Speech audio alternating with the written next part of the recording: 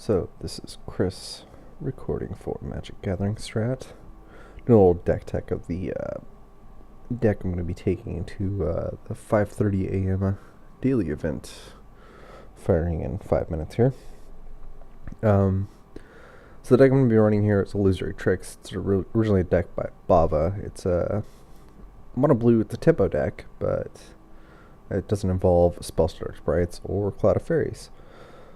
So what we do instead is we run 4 Cloudfin Raptors and combine them with 4 Dreamstalkers, Fathom Seers, and Krovikan Mists.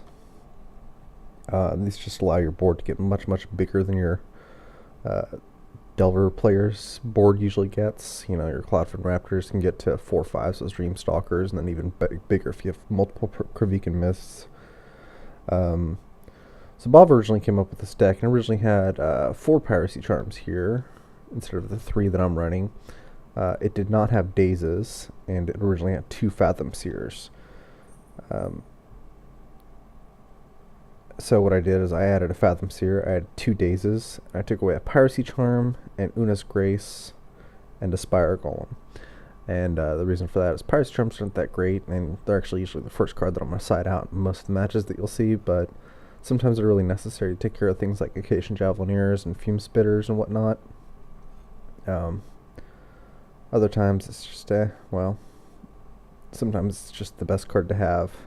You know, so basically as a placeholder. Stormbound Geist are 2 in the main deck because they're really good in the meta right now, and I've got another 2 in the sideboard as well to deal with mono black control decks. I guess that's the other big change that I made to the deck was the sideboard. Whereas Bava used to run 3 Boomerangs in the spot and running 3 Muldrifters.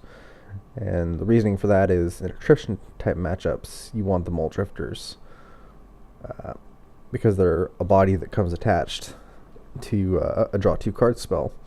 And that's how I'm going to win a lot of these attrition based matchups. I'm going to outdraw my opponent with Fathom Seer, Dreamstalker combos, Muldrifters, and then outvalue them with things like Serrated Arrows and Stormbound Geists. So I've had a lot of success with this deck in practice. That doesn't always translate to good times in daily events because, you know, before the banning of Temporal Fissure, I had a lot of success with Familiar Storm in practice, but it didn't never translated to success for me in daily events. So these are the other key things to include in the sideboard: 4 Coral Nets, 4 Hedge Blasts.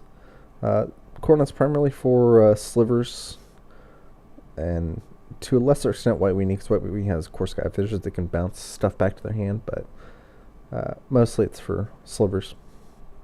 And Hedge Blasts are for Goblins, Fiend, Burn, etc., etc. So yeah, that's pretty much it, and stick around and watch me for round 1.